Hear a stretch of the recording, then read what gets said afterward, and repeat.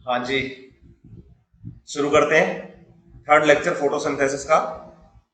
Last मैंने आपको जो पढ़ाया था बच्चे टॉपिक, वो था हमारा कि व्हाट इज लाइट रिएक्शन में हमें फोटो सिस्टम या पिगमेंट सिस्टम की स्ट्रक्चर बताई हमने, जो कि एनसीईआरटी के अकॉर्डिंग हमने पढ़ा। और हमने कहा दो तरह के पिगमेंट सिस्टम होते हैं, फोटो सिस्टम होते हैं, एक पीएस1 और दूसरा पीएस2।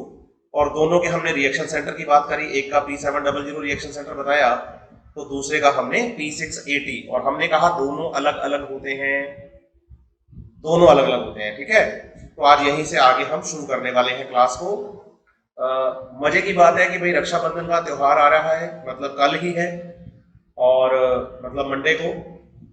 आज मैं ये क्लास अपने घर से, खेतों से, एक खुले वातावरण से आपको रिकॉर्ड करके दे रहा हूँ, है ना। और चेहरे पे अलग खुशी है घर पे आने की, तो वो बचपन जहाँ बीता हो बंदे का, वो चीज़ें और भी शानदार लगती हैं उसे, नहीं।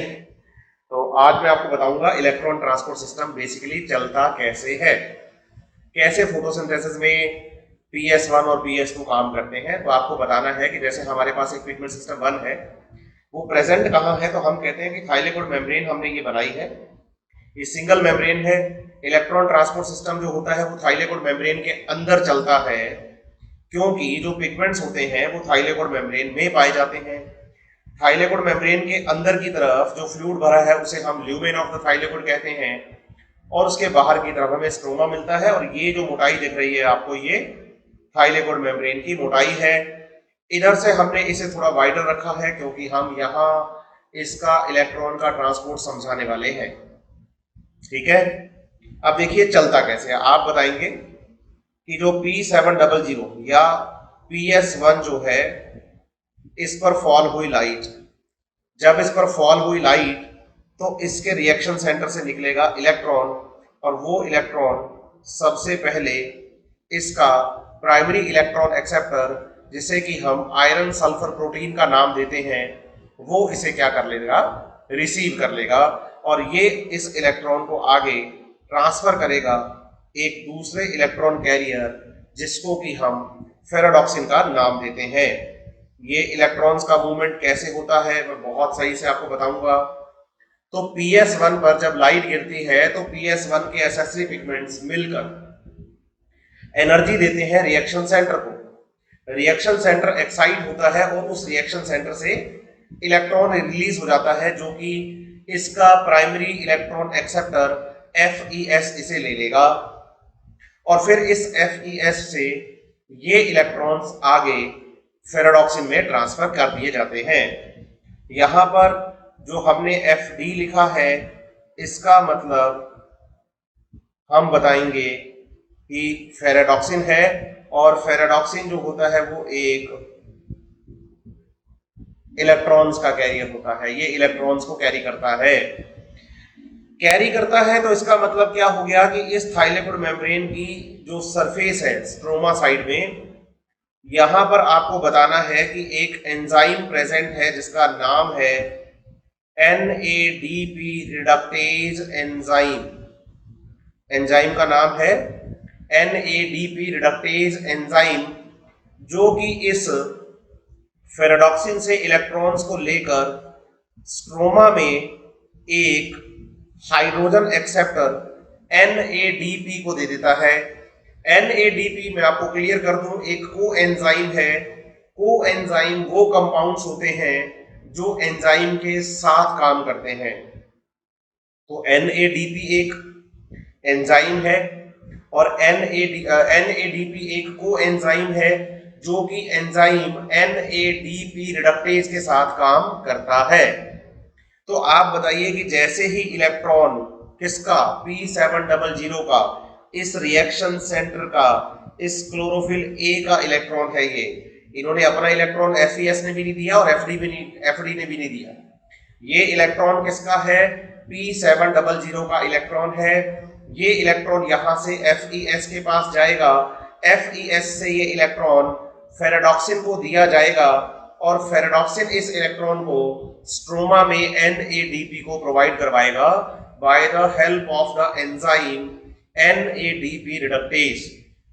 जैसे ही स्ट्रोमा में इस NADP के पास इलेक्ट्रॉन्स पहुंचे, NADP कहता है कि भाई हमें तो साथ में प्रोटॉन्स भी चाहिए, क्योंकि हम तो पूरा हाइड्रोजन रखेंगे, हमें केवल इलेक्ट्रॉन से काम हमारा नहीं चलेगा, हमें तो प्रोटॉन्स भी दीजिए। तो आप बताइए कि इसे प्रोटॉन्स प्रोवाइड करवाए जाते हैं स्ट्रोमा से। तो इलेक्ट्रॉन्स कहां से आए? वेरी गुड, P700 से। प्रोटॉन्स कहां से आए? स्ट्रोमा से। और NADP ने इलेक्ट्रॉन और प्रोटॉन्स को लेकर बना लिया है NADPH2। आप बताइए, इस NADPH2 को हम नाम देते हैं रिड्यूसिंग पावर। रिड्यूसिंग पावर इसका नाम क्यों देते हैं, इसका रीजन मैं आपको बताता हूं। आप बताइए कि भाई जो स्ट्रोमा होता है, इस स्ट्रोमा के अंदर यहां पर चलेंगी डार्क रिएक्शंस,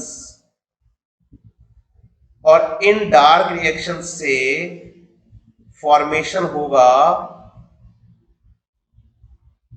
ग्लूकोज का C6H12O6 का। इस ग्लूकोज को बनाने के लिए इन डार्क रिएक्शंस में कार्बन डाइऑक्साइड आएगा एटमॉस्फेयर से।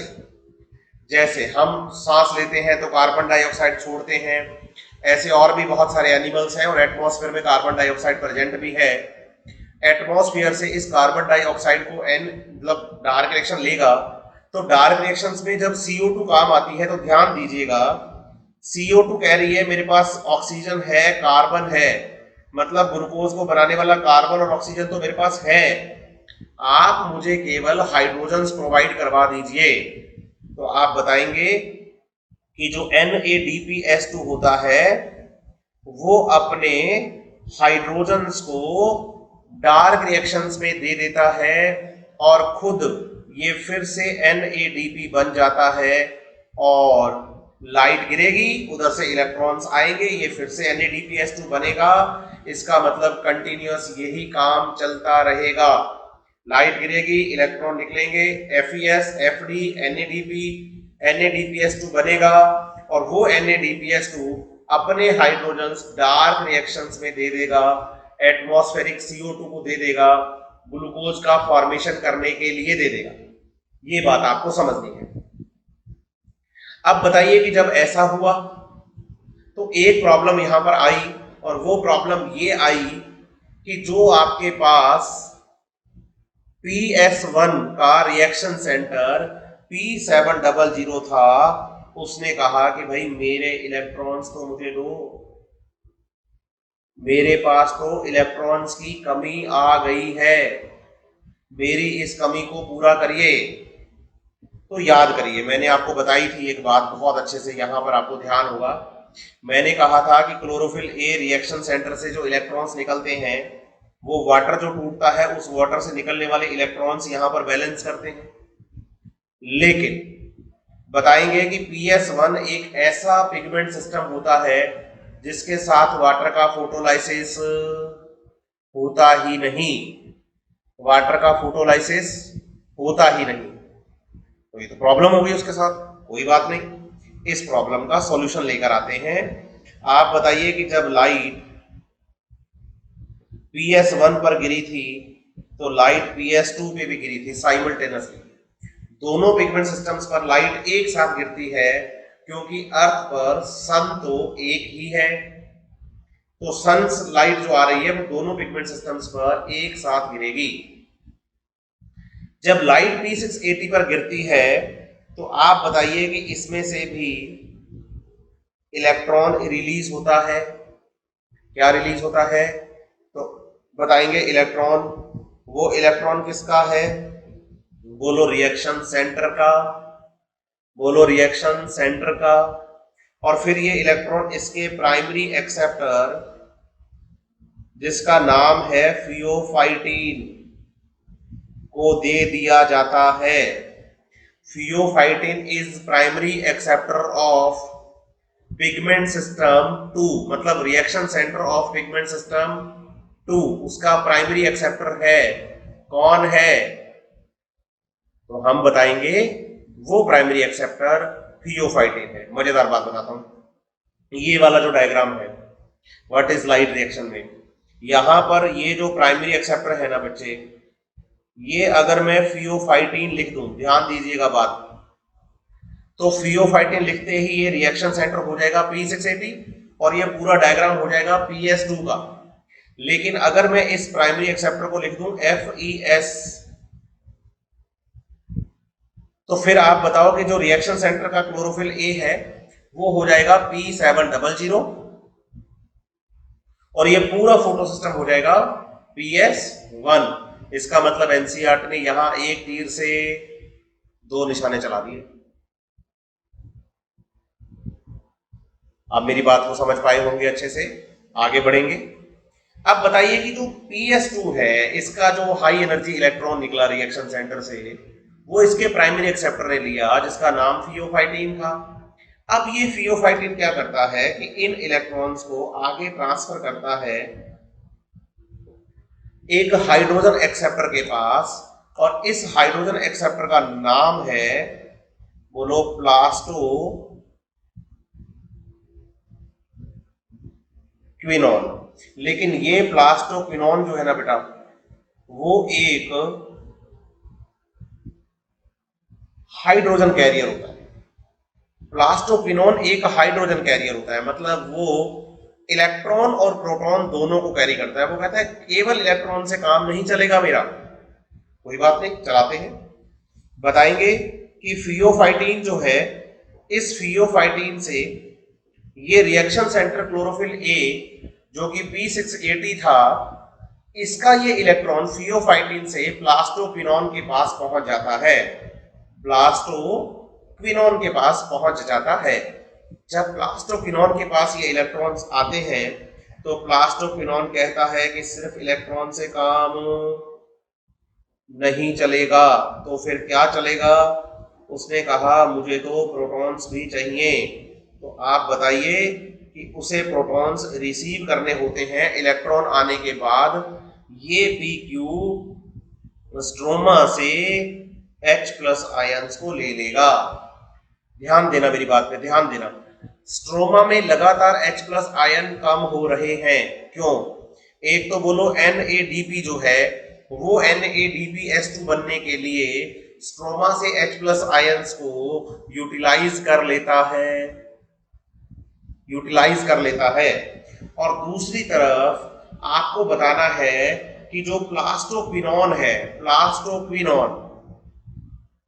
ये प्लास्टोक्विनोन भी H+ आयंस स्ट्रोमा से लेता है PQS2 बनने के लिए, और बताओगे कि PQS2 जो है वो फिर से PQ में बदल जाता है। अब क्या होगा कि जो PQS2 है उसने प्रोटॉन्स लिए, इलेक्ट्रॉन्स लिए, अब पूरा हाइड्रोजन वो अपने पास रखता है। तो आप बताएंगे कि यहां पर एक साइटोक्रोम कॉम्प्लेक्स काम करता है,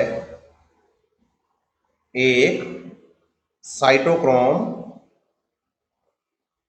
कॉम्प्लेक्स काम करता है जिसमें कि दो कॉम्प्लेक्स काम करते हैं।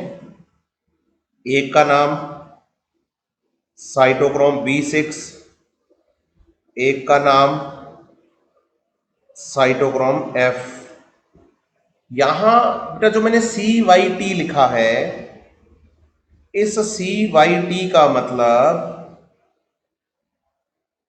आप समझेंगे साइटोक्रोम है, और साइटोक्रोम एक इलेक्ट्रॉन कैरियर होता है। साइटोक्रोम एक इलेक्ट्रॉन कैरियर होता है।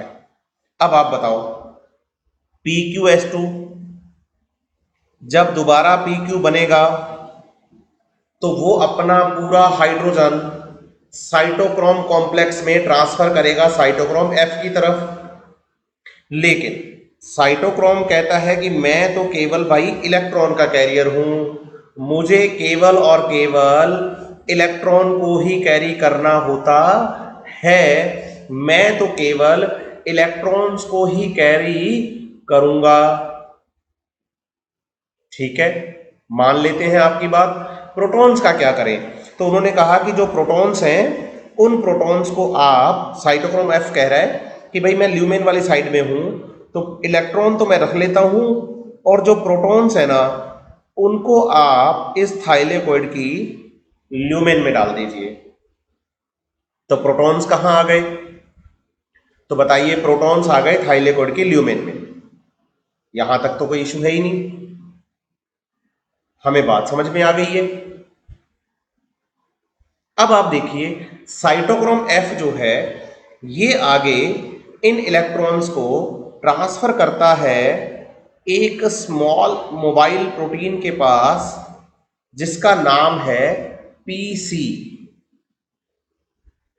प्लास्टोसाइनिन का नाम है PC, है ना। PC मतलब बताएंगे प्लास्टोसाइनिन,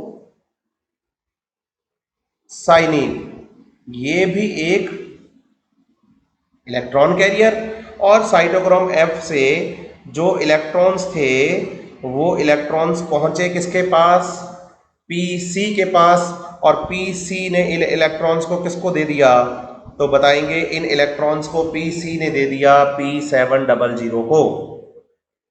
P700 का भी काम हो गया, वो भी खुश है कि भाई मजा आ गया, मेरे इलेक्ट्रॉन्स मुझे मिल गए। लेकिन अभी यहां एक प्रॉब्लम और डेवलप हो गई, और वो प्रॉब्लम डेवलप हुई कि P680 का इलेक्ट्रॉन फियोफाइटिन, फिर PQSO बनते हुए साइटोक्रोम PC से P700 तक पहुंचा। तो अब P680 कह रहा है कि मेरे पास इलेक्ट्रॉन्स की कमी आ गई, आप मेरे इलेक्ट्रॉन्स को ले गए हो, मेरे इलेक्ट्रॉन्स मुझे वापस ला कर दो। चलिए जी, अब उनकी प्रॉब्लम का सॉल्यूशन करते हैं। आप बताएंगे कि P680 के साथ यहां पर एक एंजाइम कॉम्प्लेक्स काम करता है, और इस एंजाइम कॉम्प्लेक्स को हम नाम देते हैं OEC। बोलेंगे oxygen evolving complex, oxygen evolving complex OEC। इस OEC का मतलब क्या हो गया है? OEC का मीनिंग है ऑक्सीजन इवॉल्विंग कॉम्प्लेक्स। इसके दो कंपोनेंट्स आपको समझने हैं, हालांकि तीन होते हैं, लेकिन आप ज्यादातर किताबों में और एग्जाम में अगर देखेंगे तो आपको दो ही कंपोनेंट मिलेंगे। एक का नाम है Mn+2 और दूसरे का नाम है Cl-, मतलब एक है मैग्नीज और दूसरा है क्लोराइड आयन। ठीक है, ये होते हैं। हालांकि तीसरा इसके अंदर कैल्शियम भी प्रेजेंट होता है, किताबों में लिखा है लेकिन एनसीईआरटी में नहीं है। पुराना एडिशन जो था ना 2023 से पहले तक का, उसमें मैग्नीज और क्लोरीन में ही मेंशन था फोटोलाइसिस ऑफ वाटर। तो बताइए कि जैसे ही P680 पर लाइट गिरती है, तो P680 पर लाइट गिरते ही ये OEC यहां पर वाटर मॉलिक्यूल का ब्रेकडाउन कर देता है। जब आप बताएंगे कि एक वाटर मॉलिक्यूल का यहां पर ब्रेकडाउन होगा तो कंप्लीट आयनाइजेशन ऑफ वाटर होगा। ये बात मैं पहले भी पढ़ा चुका हूं आपको। यहां पर कंप्लीट आयनाइजेशन ऑफ वाटर होगा कि वाटर पहले H+ और OH- में टूटता है, फिर OH- का भी आगे कंप्लीट आयनाइजेशन हो जाता है। इसे हम फोटोलाइसिस ऑफ वाटर का नाम देते हैं। ध्यान दीजिएगा कि वाटर जब टूटेगा तो इस वाटर से निकलेंगे, बताइए, प्रोटॉन्स। ठीक है, इस वाटर से निकलेगी, बोलो, ऑक्सीजन। ठीक है, और साथ ही साथ निकलेंगे, बोलो, इलेक्ट्रॉन्स। ठीक है, अब ये जो ऑक्सीजन यहां पर निकली है, आप बताएंगे कि ये ऑक्सीजन तो होती है बाय प्रोडक्ट। इसका मतलब अगर आपसे पूछा जाए कि भाई ऑक्सीजन किससे निकलती है? पानी से। कहां पर निकलती है? आप बताएंगे ल्यूमेन ऑफ द थाइलेकोइड में। क्यों? क्योंकि वाटर को तोड़ने वाला complex, oxygen evolving complex OEC, जिसके कि Mn+2 और Cl- कंपोनेंट्स होते हैं, ये पाया जाता है lumen side of the membrane पर, है ना। और आप बताइए कि ये जो ऑक्सीजन यहां पर बनी है ना बच्चे, बाई प्रोडक्ट की फॉर्म में जिसको हम कह रहे हैं, आप बताओगे कि ये ऑक्सीजन यहां से एटमॉस्फेयर में चली जाएगी। सांस लीजिए, आप बैठे बैठे सांस लेके जो ऑक्सीजन आप इनहेल कर रहे हैं, ये ऑक्सीजन एटमॉस्फेयर में कहां से आई? फोटोसिंथेसिस से। किसके साथ? P700 या P680 के साथ? तो बताइए P680 के साथ आप लोगों को चीजें समझ में आ रही हैं? हाँ, एक बात मैं आपसे कहना चाहूंगा कि आप ना जब भी वीडियोस अब मेरी देखते हैं तो प्लीज मुझे कमेंट्स जरूर किया कीजिए आप बच्चे। उससे क्या थोड़ा मेरे को पता लगता रहता है कि आपको मेरी बातें समझ में आ रही हैं या नहीं आ रही हैं। कमेंट्स करोगे तो थोड़ा ठीक रहेगा मेरे लिए, है ना। लाइक और शेयर तो बच्चे कर ही रहे हैं, थोड़ा कमेंट में बता दीजिए कि भाई कहाँ क्या इशू चल रहा है, आपको चीजें समझ में नहीं आ रही हैं। आप मुझे व्हाट्सअप करिए सीधा, डायरेक्ट कमेंट नहीं करना, आप मुझे व्हाट्सअप करिए। मैं नंबर मेरा दे ही रखा है मैंने आपको, है ना। जो बच्चे नए जुड़े हैं उनको फिर से मैं बता दूं, मेरा नंबर 9441351316। इस पे आप मुझे व्हाट्सअप भी कर सकते हैं, ठीक है। हाँ, आप मुझे व्हाट्सअप भी कर सकते हैं। तो 9413513616 ये मेरा मोबाइल नंबर है, इस पे आप मुझे व्हाट्सअप भी कर सकते हैं। वीडियोस पे कमेंट जरूर किया कीजिए बच्चे, और कंटिन्यूस पढ़ते जाइए।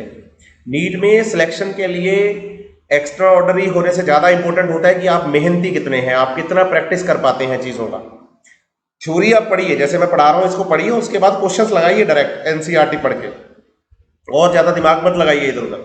सिंपल रहिए, स्ट्रेट रहिए, बिल्कुल स्टीक, जो बातें हमें चाहिए उन पे फोकस करिए, बस तो सिलेक्शन हो जाता है। ज़्यादा इधर उधर की बातें करने की कोई मतलब ही नहीं है। तो आप बताइए कि यहाँ वाटर मॉलिक्यूल जो है इसका जब ब्रेकडाउन हुआ तो इससे प्रोटॉन्स निकले, ऑक्सीजन निकली और इलेक्ट्रॉन्स निकले। आप बताओ, यही वो इलेक्ट्रॉन्स हैं जो कि P680 के निकलने वाले इलेक्ट्रॉन्स को बैलेंस कर देंगे। इसका मतलब P680 भी खुश है कि भाई अपने इलेक्ट्रॉन्स को जो निकले थे वो आ गए, कोई इशू नहीं है, मजा आ गया। अब यहां एक बात को समझना है, आप ध्यान दीजिए, मैंने फॉर्मूला वाटर का अगर मैं लिखूं तो क्या लिखूंगा, H2O। H2O में O है, एक O है O, लेकिन मैंने आप अगर देखेंगे तो बाई प्रोडक्ट बनाते टाइम यहां O2 को बाहर निकाला है।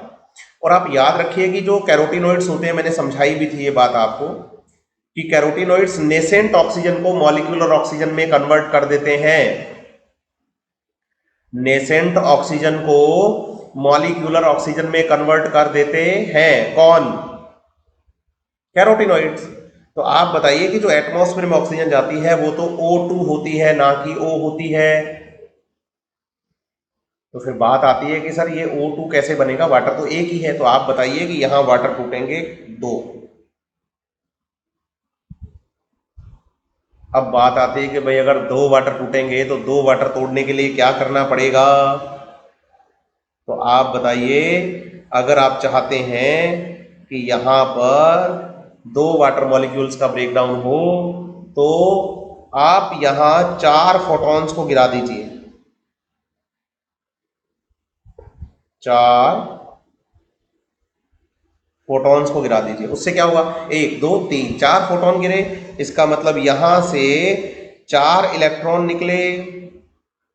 और बताइए कि जब P680 में चार इलेक्ट्रॉन्स की कमी आएगी तो उन चार इलेक्ट्रॉन्स को बैलेंस करने के लिए चार इलेक्ट्रॉन चाहिए होंगे। एक वाटर मॉलिक्यूल से तो केवल दो ही इलेक्ट्रॉन्स मिलते हैं क्योंकि H2 होता है। तो चार इलेक्ट्रॉन बनाने के लिए आप बताइए कि हम यहाँ पर दो वाटर मॉलिक्यूल्स का ब्रेकडाउन कर देंगे, चार इलेक्ट्रॉन्स रिलीज होंगे और ये चारों इलेक्ट्रॉन P680 को दे दिए जाएंगे, और P680 चार इलेक्ट्रॉन निकाल चुका है। अब ये चार इलेक्ट्रॉन आगे बढ़ेंगे, किसकी तरफ जाएंगे, तो आप बताइए प्लास्टोक्विनोन की तरफ। प्लास्टोक्विनोन स्ट्रोमा से क्या ले लेगा, H+ आयंस, कितने लेगा, चार। फिर ये इलेक्ट्रॉन चार आगे बढ़े, चार आगे बढ़े, चार आगे बढ़े। तो बताइए कि जो प्रोटॉन्स यहाँ स्ट्रोमा से लिए गए थे वो चारों प्रोटॉन ल्यूमेन में डाल दिए गए। और जब आपने दो वाटर मॉलिक्यूल्स को तोड़ा और चार इलेक्ट्रॉन्स को रिलीज किया तो इसका मतलब यहां प्रोटॉन्स भी चार निकलेंगे। तो चार इलेक्ट्रॉन्स चार प्रोटॉन्स, वाटर से बैलेंसिंग चल रही है, बैलेंस, बिल्कुल लाइफ भी बैलेंस्ड होनी चाहिए हमेशा। अब बात आती है कि अगर P700 चार इलेक्ट्रॉन्स निकालेगा तभी तो वो आने वाले P680 के चार इलेक्ट्रॉन्स को ले पाएगा। आपने इलेक्ट्रॉन निकाला एक, देने हैं इसको चार, तो पॉसिबिलिटी है ही नहीं। तो कोई बात नहीं, बोलो उधर चार फोटोन गिराए थे तो इधर भी चार फोटोन गिराते हैं। जब यहां पर भी हम चार फोटॉन्स को गिराएंगे तो आप बताएंगे यहां से इलेक्ट्रॉन निकलेंगे 4, इधर से भी 4, इधर से भी 4, और जो 4 निकलेंगे वो PS2 बैलेंस कर देगा। तो फाइनली आप बताएंगे कि 4 H+ आयन स्ट्रोमा से लिए गए। अब ना जल्दी से आप ध्यान दीजिए, मैंने लिखा है NADPH2, ध्यान दीजिएगा क्या लिखा है, NADPH2, H2 मतलब 2 हाइड्रोजन। लेकिन आप बताइए हमारे पास 4 प्रोटॉन 4 इलेक्ट्रॉन मतलब 4 हाइड्रोजन्स हैं। अगर हमारे पास 4 हाइड्रोजन्स हैं तो उनसे तो NADPH2 के मॉलिक्यूल 2 बनेंगे। मजा आ गया। ध्यान दीजिएगा एक बात पर और, मैं लिखता हूं आप समझ जाएंगे। बोलो, number of water molecules photolysed is equal to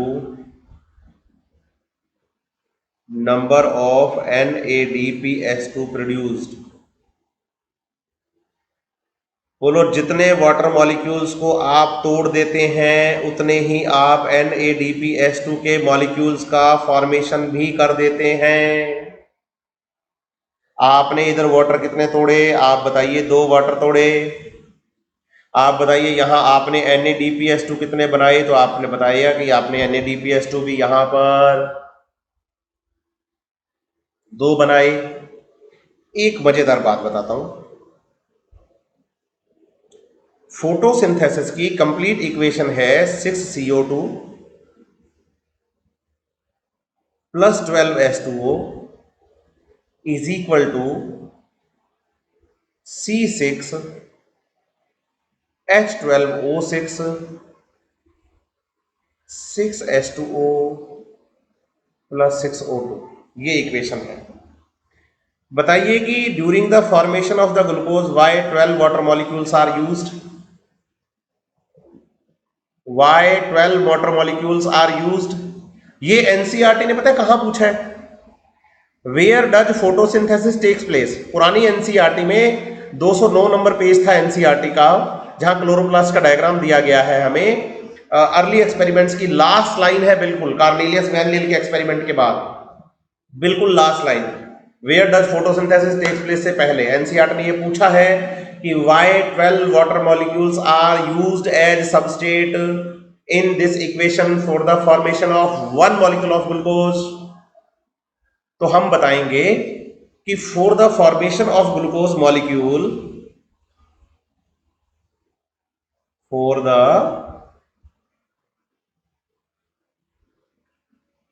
formation of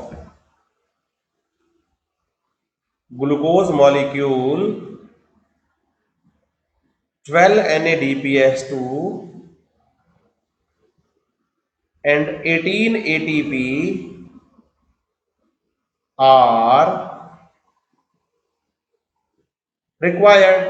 याद रखिए 12 NADPH2 चाहिए। बताइए कि 12 NADPH2 चाहिए, और 12 NADPH2 बनाने के लिए आपको वाटर भी उतने ही तोड़ने पड़ेंगे, क्योंकि जितने वाटर तोड़ोगे उतना NADPH2 बनेगा। अब बताइए ग्लूकोज बनाने में NADPH2 कितने लगते हैं, जल्दी से रिप्लाई करेंगे सभी के सभी। तो आप बता देंगे, खुद बैठे बैठे भी बोल सकते हैं आप, जब पढ़ रहे होंगे तो आपको मजा आएगा। आप बताइए एक ग्लूकोज मॉलिक्यूल का फॉर्मेशन करने के लिए 12 मॉलिक्यूल NADPH2 लगते हैं, 12 मॉलिक्यूल्स NADPH2 के लगते हैं। अगर NADPH2 के 12 मॉलिक्यूल लगेंगे ना बेटा,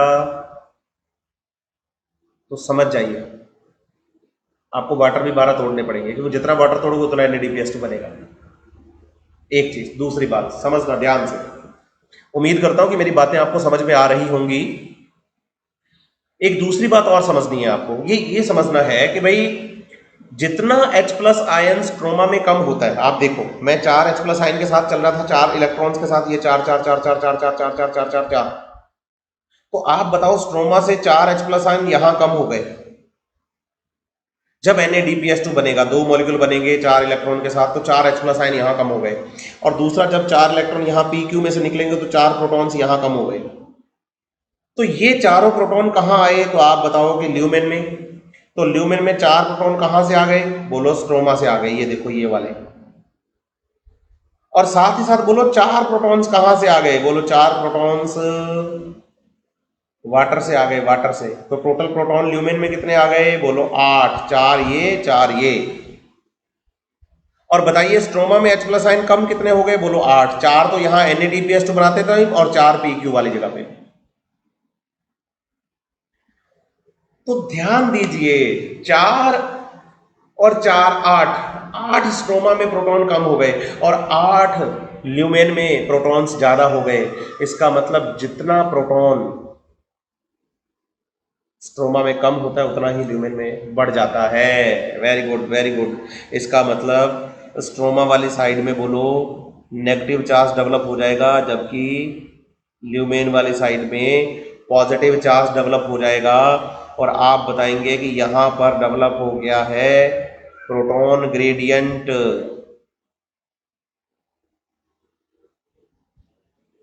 प्रोटॉन ग्रेडियंट डेवलप होने का मतलब H प्लस आयन ज्यादा, पीएच कम। क्योंकि पीएच जो होती है ना वो H प्लस आयन के इनवर्सली प्रोपोर्शनल चलती है, केमिस्ट्री में पढ़ोगे आप। और स्ट्रोमा में क्या हुआ है, स्ट्रोमा में बोलो H प्लस आयन्स कम हो गए हैं, मींस पीएच इंक्रीज हो गई है। मजा आ गया। मतलब डे टाइम में जब फोटोसिंथेसिस चलता है, लाइट रिएक्शंस चलती हैं, तो ल्यूमेन की पीएच कम होती है और स्ट्रोमा की पीएच ज्यादा होती है ना। सही है, बिल्कुल। आगे बढ़ते हैं। अब आप बताइए अंदर H प्लस आयंस इतने ज्यादा हो गए हैं। अब इन H प्लस आयंस को बैलेंसिंग करने के लिए, ये H प्लस आयन कहते हैं हम बाहर जाएंगे, बाहर जाएंगे। कहां जाएंगे, स्ट्रोमा में जाएंगे। लेकिन आप बताना मेम्ब्रेन्स जो होती हैं वो नॉन पोलर नेचर की होती हैं और पोलर सब्सटेंसेस के लिए या पोलर आयंस के लिए जिनके ऊपर चार्ज होता है ना प्लस या माइनस, उनके लिए परमिएबल नहीं होती, उनके लिए परमिएबल नहीं होती। तो फिर तो आप बताइए H प्लस आयंस को बाहर ले जाने के लिए यहां पर प्रेजेंट है CF0 पार्टिकल, जो कि ट्रांस मेम्ब्रेन प्रोटीन होते हैं, पूरी की पूरी मेम्ब्रेन में फैले रहते हैं और इसी के साथ साथ जुड़े होते हैं एक प्रोटीन दूसरे जिनका नाम है CF1। ये हो गया CF0 और ये हो गया CF1। तो जो मेम्ब्रेन के अंदर है वो CF0 और जो मेम्ब्रेन के बाहर है वो CF1, और दोनों को मिलाकर नाम देंगे हम ऑक्सीसोम। ऑक्सीसोम। अब बताओ कि जो H प्लस आयन अंदर ज्यादा थे, अब वो H प्लस आयन इस F0 पार्टिकल से किधर जाएंगे, तो हम कहेंगे वो स्ट्रोमा में जाएंगे। और जब ये स्ट्रोमा में जाएंगे ना तो F0 पार्टिकल अपने एक्सिस पर रोटेट करेगा ऐसे। इधर से H प्लस आयन इसमें से जा रहे हैं, प्रेशर लग रहा है, ग्रेडियंट डेवलप्ड है तो फोर्स लगेगा ही, उसकी वजह से F0 अपने एक्सिस पर क्या करेगा, रोटेट। और जब ये रोटेट करेगा तो इसके साथ F1 पार्टिकल भी क्या करेगा, रोटेट। और जब F1 पार्टिकल रोटेट करेगा ना बेटा, तो ये बताइए कि एक केमिकल रिएक्शन को इंड्यूस कर देगा जो कि ATP का फॉर्मेशन करेगा, ADP प्लस इनऑर्गेनिक फॉस्फेट से। और आप बताइए जब ATP बनता है तो इस प्रोसेस को हम नाम देते हैं फॉस्फोराइलेशन। लेकिन ये ATP बना है किसकी वजह से, तो बताइए ये ATP बना है लाइट की वजह से, इसलिए इसको नाम देंगे फोटोफॉस्फोराइलेशन। फोटो मतलब लाइट और फॉस्फोराइलेशन मतलब ATP फॉर्मेशन। तो ये पूरा प्रोसेस जो है इसमें ATP बन रहा है, NADPH2 बन रहा है, ऑक्सीजन बन रहा है, PS1 काम कर रहा है, PS2 काम कर रहा है। मैं तो कंटिन्यू चल रहा हूं लेकिन आप वीडियो यहां पर पॉज करके इस पूरे डायग्राम को रिव्यू कर लीजिएगा। अब ध्यान रखना कि भाई इसे हम पूरा जो डायग्राम आपको दिखाई दे रहा है इसे non cyclic electron transport system या नॉन साइक्लिक फोटोफॉस्फोराइलेशन भी कहते हैं। कैसे कहते हैं सुनना ध्यान से। आप बताओ इलेक्ट्रॉन निकले कहां से, वाटर से। इनिशियली अगर देखें हम तो सीक्वेंस बनाते हैं, फिर गए PS2 के अंदर, फिर फियोफाइटिन PQ और साइटोक्रोम से PC से होते हुए PS1 में, और PS1 से FES और FD के थ्रू NADP से होते हुए NADPS2 का फॉर्मेशन हुआ, और ये NADPS2 आगे डार्क रिएक्शंस में काम आ रहे हैं इसके हाइड्रोजन्स। इसका मतलब इलेक्ट्रॉन जहां से निकले वापस वहां नहीं आए, इसलिए इसे नॉन साइक्लिक फोटोफॉस्फोराइलेशन भी कहते हैं। दूसरी तरफ non cyclic electron transport system या नॉन साइक्लिक फोटोफॉस्फोराइलेशन से तीन चीजों का फॉर्मेशन आपको बताना है, तीन प्रोडक्ट आपको बताने हैं। एक आपको बताना है कि भाई इससे NADPS2 बनता है, एक आपको बताना है इससे ATP बनता है, और एक आपको बताना है कि इससे ऑक्सीजन बनती है। मतलब लाइट रिएक्शन के तीन प्रोडक्ट होते हैं, ATP, NADPS2 और ऑक्सीजन, वो तीनों इससे बनते हैं। इस प्रोसेस में PS1 और PS2 दोनों काम करते हैं, और यहां पर फोटोलाइसिस ऑफ वाटर भी होता है। मतलब लाइट रिएक्शन के सारे काम होते हैं इस प्रोसेस के अंदर। आपको समझना होगा कि क्लोरोप्लास्ट में कुछ थाइलेकोइड मेम्ब्रेन्स ऐसी होती हैं जिनमें कि साइक्लिक प्रोसेस चलता है। साइक्लिक प्रोसेस कैसे चलता है उस पर थोड़ी बात कर लेते हैं। उम्मीद करता हूं कि ये डायग्राम आपको समझ में आया। मैं फिर दोबारा बोल रहा हूं कि मैं कंटिन्यू आगे बढ़ रहा हूं, लेकिन आपको पूरा ओवरव्यू इसका देखकर ही आगे जाना है। देखिए, एक बात समझिए कि हमारे पास जैसे ये एक थाइलेकोइड मेम्ब्रेन थी ना, हमने कहा कि भाई इस थाइलेकोइड मेम्ब्रेन के अंदर ये ल्यूमेन है, और यहां काम कर रहा है PS1 जिसका रिएक्शन सेंटर है P700। ठीक है, अब आप बताओ कि कुछ थाइलेकोइड मेम्ब्रेन ऐसी होती हैं जिनमें कि NADP रिडक्टेज जो है वो एब्सेंट होता है, ये एंजाइम ही नहीं होता। अब क्या होगा, बोलो, लाइट गिरेगी P700 पर, उसके बाद इलेक्ट्रॉन्स यहां से निकलेंगे, सबसे पहले FES को, FES से FD को।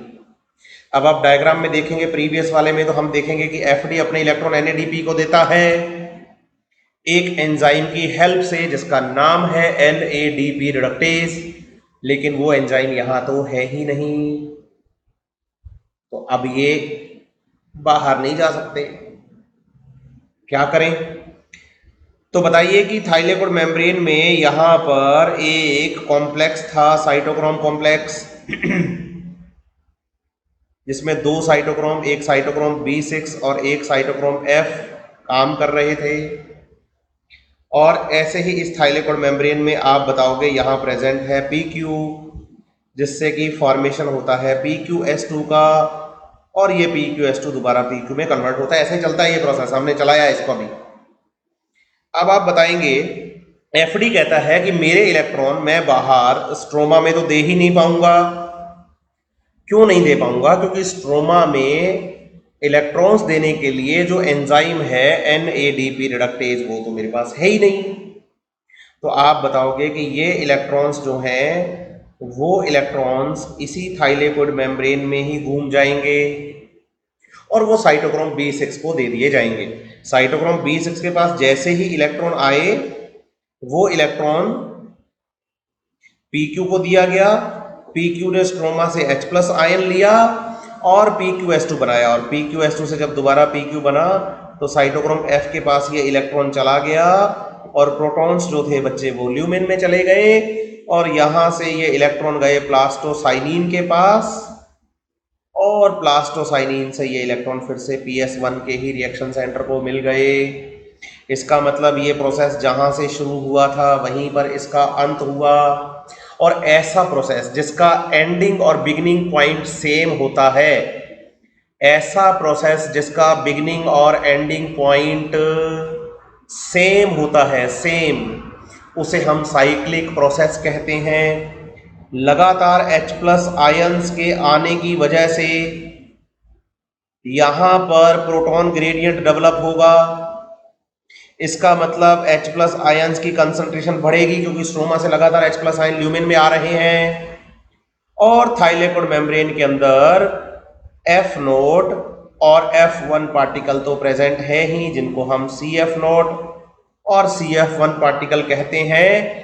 और इस CF1 पार्टिकल पर फॉर्मेशन हो जाएगा ATP का, ADP से इनऑर्गेनिक फॉस्फेट को बनाकर। और इस प्रोसेस को हम नाम देंगे फोटो फॉस्फोराइलेशन, है ना। अब आप देखो, ये जो प्रोसेस है इसको हम बोलेंगे साइक्लिक फोटोफॉस्फोराइलेशन या साइक्लिक इलेक्ट्रॉन ट्रांसपोर्ट सिस्टम। बोलो, इलेक्ट्रॉन्स जो हैं वो PS1 से ही निकले थे और वापस PS1 में ही आ गए। सही है। तो इस प्रोसेस का नाम क्या हो गया? तो बताओ, इसका नाम हो गया साइक्लिक फोटोफॉस्फोराइलेशन। एक तो ये बात समझ लो। दूसरी बात जो आपको यहां समझनी है, वो बात ये समझनी है बेटा कि साइक्लिक फोटोफॉस्फोराइलेशन में केवल PS1 काम करता है। ये उन थाइलेकोइड्स में होता है ज्यादातर जिनमें NADP रिडक्टेज एब्सेंट है।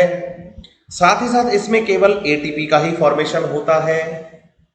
आप बताइए, ग्लूकोज का फॉर्मेशन करने के लिए हमें ग्लूकोज फॉर्मेशन के लिए NADPS2 और ATP चाहिए थे, और वो दोनों ही हमें नॉन साइक्लिक प्रोसेस से ही मिल जाते हैं।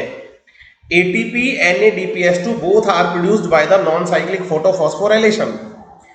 बात आती है कि साइक्लिक फोटोफॉस्फोराइलेशन को क्यों चलाया गया है, क्यों चलाया गया है?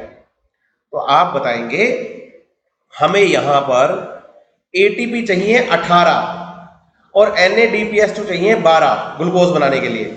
इसका मतलब ATP और NADPS2 में से ज्यादा रिक्वायरमेंट हमारी ATP की है, और उसका फुलफिलमेंट करने के लिए आप बताइए एक एडिशनल प्रोसेस जिसे कि हम साइक्लिक फोटोफॉस्फोराइलेशन कहते हैं, वो चलाया जाता है ताकि डार्क रिएक्शंस में ATP की कमी फील ना हो।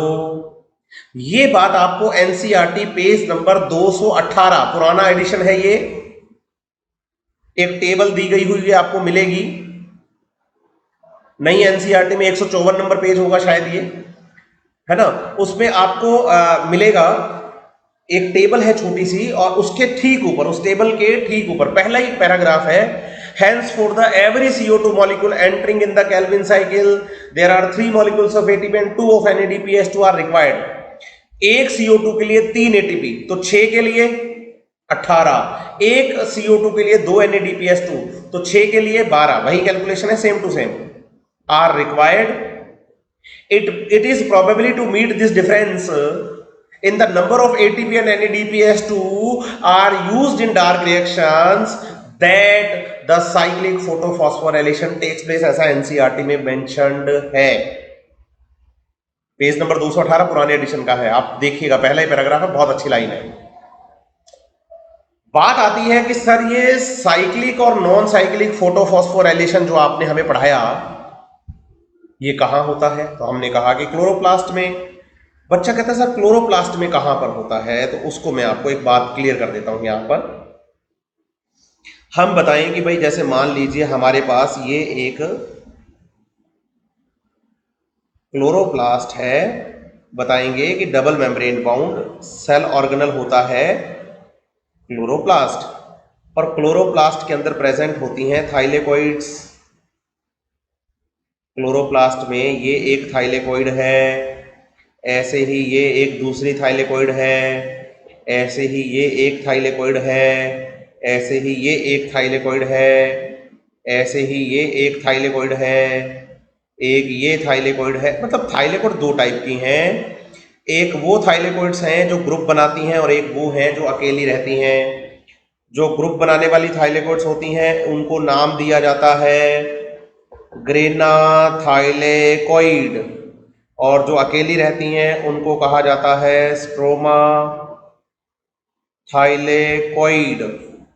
अब आप बताइए, जब हम थाइलेकोइड्स की बात करते हैं तो ग्रेना थाइलेकोइड एक दूसरे के ऊपर अरेंज होती हैं, stock like piles of the thylakoid, thylakoids का ढेर, जैसे कि सिक्कों का ढेर होता है वैसे ढेर लग रहा है ये। बिल्कुल सही बात है।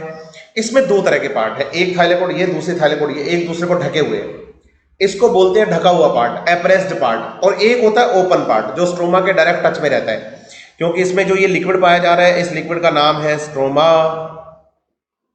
आप बताइए ये वाला पार्ट जो है बेटा, ये वाला पार्ट है नॉन एप्रेस्ड पार्ट। लेकिन ये वाले पार्ट को अगर आप देखोगे तो ये है एप्रेस्ड पार्ट। ध्यान दीजिए, एप्रेस्ड और नॉन एप्रेस्ड में से डायरेक्ट स्ट्रोमा के टच में कौन, तो हम बताते हैं नॉन एप्रेस्ड पार्ट, जो ढका हुआ नहीं होता। तो आप बताइए, हमारे पास दो तरह का पिगमेंट सिस्टम है, एक है PS2, एक है PS1, एक है PS2, एक है PS1।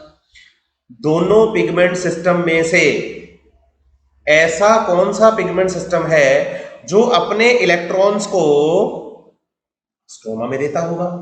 तो आप बताओगे कि पिगमेंट सिस्टम 1 और पिगमेंट सिस्टम 2 में से पिगमेंट सिस्टम 1 वो है जो अपने इलेक्ट्रॉन्स स्ट्रोमा में NADPS2 बनाने के लिए देता है। इसका मतलब स्ट्रोमा के डायरेक्ट टच में PS1 को रहना चाहिए, मींस नॉन एप्रेस्ड पार्ट में आपको PS1 और एप्रेस्ड पार्ट में आपको PS2 मिलता है ग्रेना थाइलेकोइड के। लेकिन स्ट्रोमा थाइलेकोइड अगर आप ध्यान से देखेंगे तो आप बताएंगे कि स्ट्रोमा थाइलेकोइड तो पूरी तरह से ही नॉन एप्रेस्ड है। इसमें आपको बताना है कि ओनली PS1 प्रेजेंट है, यहां पर PS2 एब्सेंट है और साथ ही साथ NADP रिडक्टेज एंजाइम भी एब्सेंट होता है। मतलब ये जो थाइलेकोइड मैंने बताई है ना आपको, जिसमें NADP रिडक्टेज एब्सेंट है, वो आप बताइए स्ट्रोमा थाइलेकोइड होती है। स्ट्रोमा थाइलेकोइड, इसमें ना तो PS2 होता है और ना ही NADP रिडक्टेज होता है, यहाँ केवल और केवल PS1 पाया जाता है। और PS1 कहता है कि भैया अगर मेरा इलेक्ट्रॉन लेकर बाहर दे दोगे तो मुझे कौन देगा, क्योंकि मेरे पास तो PS2 है ही नहीं, इसलिए वो नहीं रखता किसको, NADP रिडक्टेज एंजाइम को भी। उम्मीद करता हूं ये बात भी आपको समझ में आई होगी। आप प्लीज इसे एक बार बच्चे रिव्यू जरूर करिएगा, रोक के पढ़ लीजिएगा, मैं तो कंटिन्यू चल ही रहा हूं। एक बात का खास ध्यान रखिएगा, मुझे पढ़ाते टाइम आप लोगों के कमेंट्स या व्हाट्सएप पे जो आप रिप्लाई करेंगे उससे ही मुझे समझ में आएगा कि आप लोगों को मेरी बातें कितनी समझ में आ रही हैं। ठीक है, तो आपसे अगर पूछा जाए कि ग्रेना और स्ट्रोमा थाइलेकोइड में से कौन सी ऐसी थाइलेकोइड है जिसमें केवल साइक्लिक प्रोसेस चलता है, तो आपका आंसर होगा स्ट्रोमा थाइलेकोइड। ग्रेना थाइलेकोइड में साइक्लिक भी चल सकता है और नॉन साइक्लिक भी। साइक्लिक इसलिए क्योंकि वहां PS1 तो है ही ना बेटा, साइक्लिक तो चल ही सकता है। बच्चा कहता है ग्रेना थाइलेकोइड में साइक्लिक कैसे चल सकता है, उसका भी मैं आपको रीजन बताता हूं। आप बताइए कि हमारे पास ये कोई प्लांट है,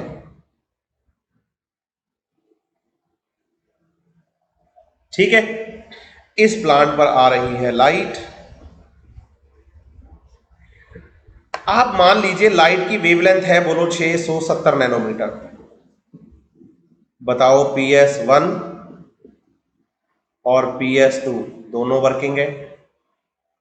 अगर लाइट को इंक्रीज करके यहां 680 नैनोमीटर कर दिया जाए, 680 नैनोमीटर कर दिया जाए, तो भी बोलो PS1 भी काम करेगा और PS2 भी काम करेगा।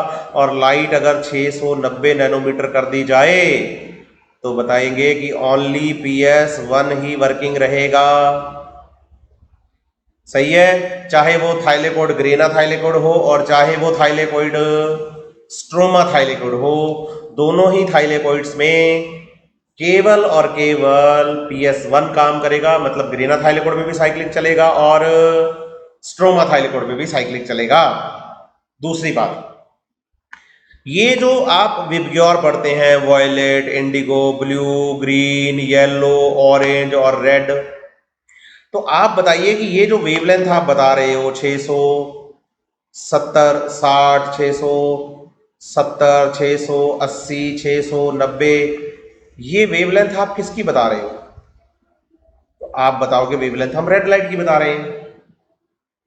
तो कंटिन्यूअस जब आप रेड कलर की वेवलेंथ को इंक्रीज करते हैं, आपने 660 से 670 किया, 670 से 680 किया, तो फोटोसिंथेसिस बढ़ता जा रहा है, लेकिन 690 नैनोमीटर पर तो फोटोसिंथेसिस डिक्रीज हो जाएगा, क्योंकि आपने रेड कलर की वेवलेंथ को एब्जॉर्प्शन कैपेसिटी से ज्यादा इंक्रीज कर दिया है। और आप बताएंगे इस drop of rate of photosynthesis को हम नाम देते हैं रेड ड्रॉप। रेड ड्रॉप मतलब when on any plant light fall beyond the absorption capacity, means above 680 nanometer, then the rate of photosynthesis decreased. इसे हम रेड ड्रॉप कहते हैं। ठीक है, रेड ड्रॉप कहते हैं। ये काम ना एक साइंटिस्ट ने करवाया था जिनका नाम था इमर्सन। इमर्सन, उन्होंने यहां पर क्या किया कि ये लाइट तो आ ही रही थी, इसके साथ साथ 690 नैनोमीटर की लाइट आ रही है, इसके साथ साथ उन्होंने एक दूसरी लाइट 660 नैनोमीटर की और गिरा दी। मतलब 690 वाली आ ही रही थी, उसके साथ 660 को और गिरा दिया। तो आप बताओगे कि रेट ऑफ फोटोसिंथेसिस फिर से क्या हो गया? इंक्रीज। इसे नाम देते हैं, बोलो, इमर्सन, डबल एम है, एनहेंसमेंट इफेक्ट। इसका मतलब है during red drop a short wavelength of light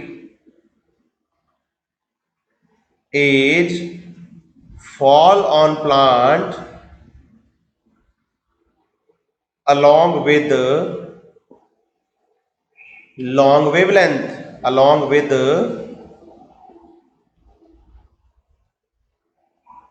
long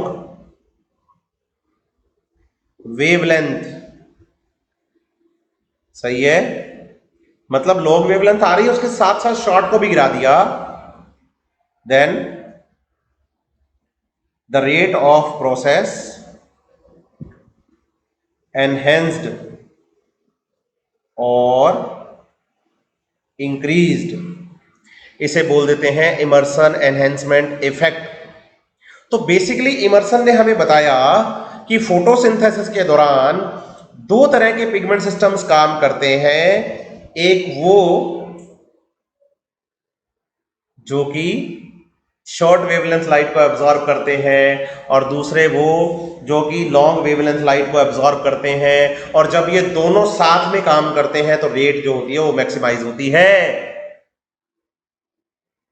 उम्मीद करता हूं ये वाली स्लाइड भी आपको समझ में आई होगी। इसे एनसीईआरटी से दिखाता हूं सब बातें। एनसीईआरटी में टॉपिक है केमियोस्मोटिक हाइपोथेसिस। उसमें ये डायग्राम आपको दिया गया है जो मैंने अभी आपको पढ़ाया कि अपने पास PS2 था, PS1 था, दोनों के बीच में साइटोक्रोम्स PC और PQ था। लाइट दोनों पर साइमल्टेनियसली गिरती है। एक ही सन से लाइट ये आ रही है और उसी सन से ये लाइट आ रही है साइमल्टेनियसली। लाइट जब P680 पर गिरती है तो P680 से इलेक्ट्रॉन्स निकलकर फियोफाइटिन के थ्रू PQ के पास आते हैं। PQ स्ट्रोमा से H+ आयंस को लेकर ल्यूमेन में डाल देता है। यहाँ पर हाई H+ आयन डेवलप हो जाते हैं, जिससे कि हाई इलेक्ट्रोपोटेंशियल ग्रेडियंट डेवलप हो जाएगा। मतलब इधर डेवलप हो जाएगा प्लस चार्ज, इधर डेवलप हो जाएगा माइनस चार्ज। साथ ही साथ PS2 से जब इलेक्ट्रॉन्स निकलते हैं तो वाटर टूटता है, उस वाटर के इलेक्ट्रॉन्स इस PS2 को दिए जाते हैं। और साथ ही साथ यहां पर भी प्रोटॉन्स निकलते हैं। ये प्रोटॉन्स भी यहां पर प्रोटॉन ग्रेडियंट को डेवलप करने में हेल्प करते हैं। फिर PQ से इलेक्ट्रॉन साइटोक्रोम कॉम्प्लेक्स से होते हुए PC के पास PS1 के पास आए और यहां से FD से होते हुए NADPH2 का फॉर्मेशन कर देते हैं। ये पढ़ा चुका हूं मैं आपको। इस पूरे प्रोसेस को केमियोस्मोटिक हाइपोथेसिस कहते हैं। पीटर मिशेल नाम के साइंटिस्ट ने ये बात हमें समझाई थी कि for the ATP synthesis by electron transport proton gradient is developed and oxysomes are responsible for the synthesis of ATP, and this whole process is known as chemiosmotic hypothesis.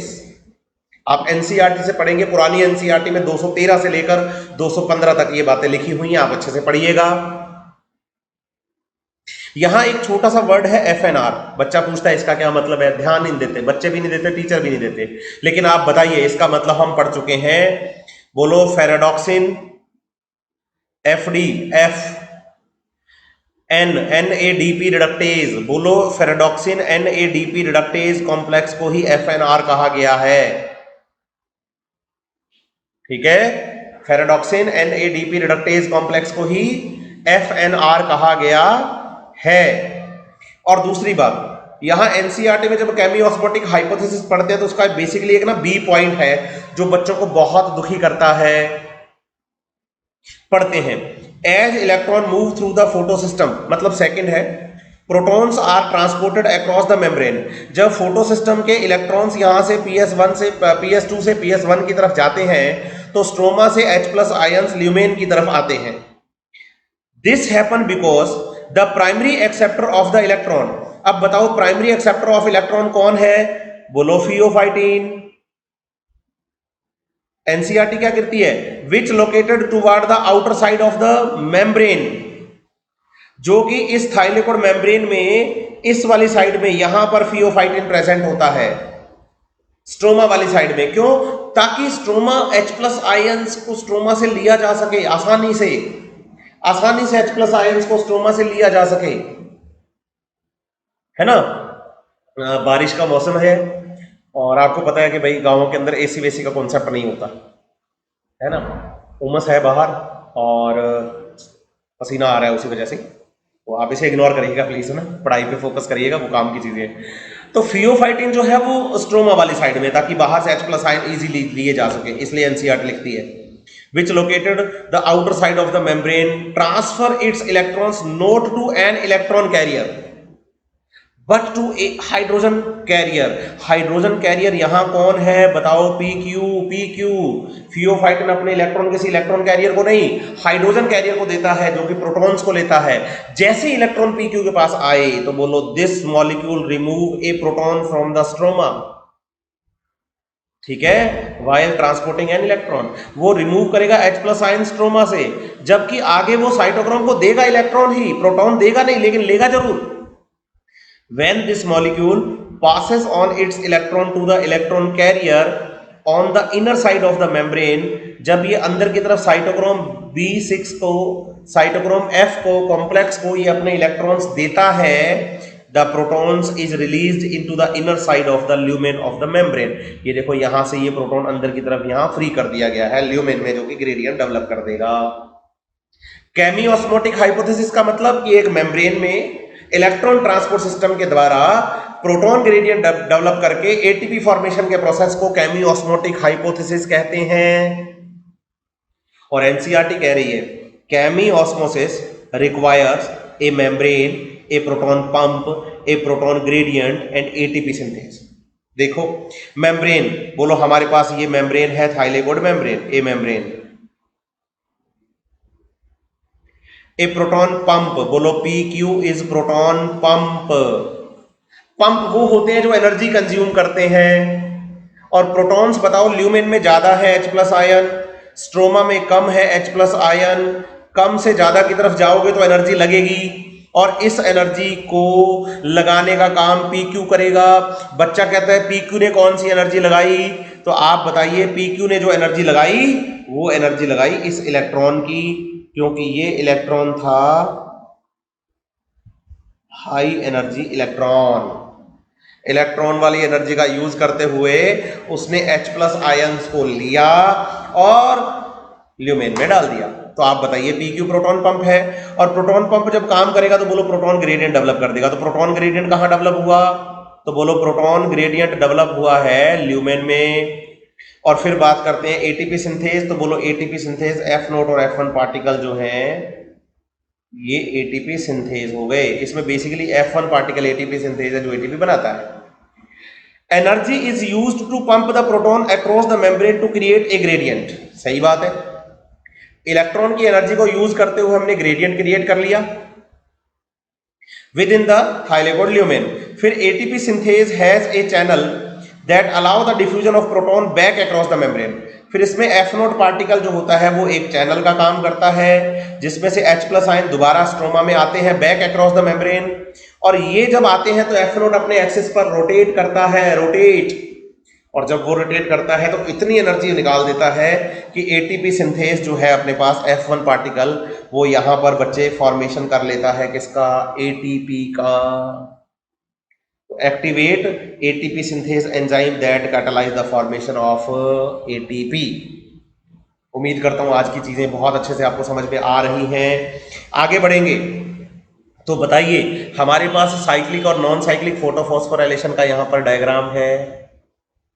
जब हम नॉन साइक्लिक की बात करते हैं तो उसमें photo system 1 और photo system 2 दोनों काम करते हैं, लेकिन जब साइक्लिक की बात आती है तो केवल फोटो सिस्टम 1 ही काम करता है। साइक्लिक में, नॉन साइक्लिक में NDPS2 और ATP दोनों बनते हैं और साथ ही साथ ऑक्सीजन भी रिलीज होती है, लेकिन साइक्लिक प्रोसेस में केवल और केवल ATP बनता है। ये दोनों डायग्राम्स भी आप ध्यान में रखिएगा। अब आपको मैं बताता हूं कि जो नॉन साइक्लिक फोटोफॉस्फोराइलेशन है उसको जेड स्कीम भी कहते हैं, क्योंकि जब हम नॉन साइक्लिक फोटोफॉस्फोराइलेशन को इलेक्ट्रॉन्स के ट्रांसपोर्ट के अकॉर्डिंग अरेंज करते हैं तो इसका डायग्राम अगर आप देखेंगे तो आपको ये एक जेड जैसा डायग्राम दिखेगा, इसलिए इसे जेड स्कीम भी कहा जाता है। बच्चा कहता है कैसे? तो मैं आपको बताऊं, यहां तक की चीजें आप ग्रैब्स करिए। नेक्स्ट लेक्चर में मैं आपको बताऊंगा कि इसे हम जेड स्कीम क्यों कहते हैं, जेड स्कीम कैसे बनती है, और उसके बाद हम डार्क रिएक्शंस पर आ जाएंगे। कोई भी प्रॉब्लम है मुझे डायरेक्ट व्हाट्सअप करिए, असाइनमेंट आपको प्रॉपर मिल रहे हैं, वीडियोस देखिए, औरों को भी बताइए ताकि बच्चों का फायदा हो सके। मुझे इस बात से कोई मतलब नहीं है कि भाई बच्चा कैसा है, मुझे इस बात से मतलब है कि बच्चा मेहनती कितना है।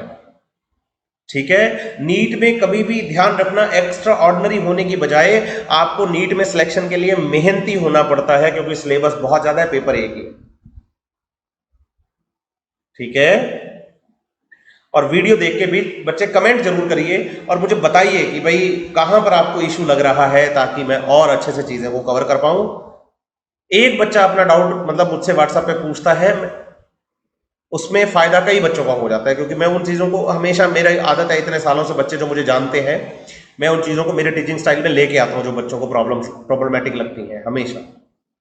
ठीक है, मिलेंगे नेक्स्ट लेक्चर में। ध्यान रखिए, कल रक्षाबंधन का त्योहार है, बढ़िया से अच्छे से मनाइए। सबको बहुत बहुत बधाई।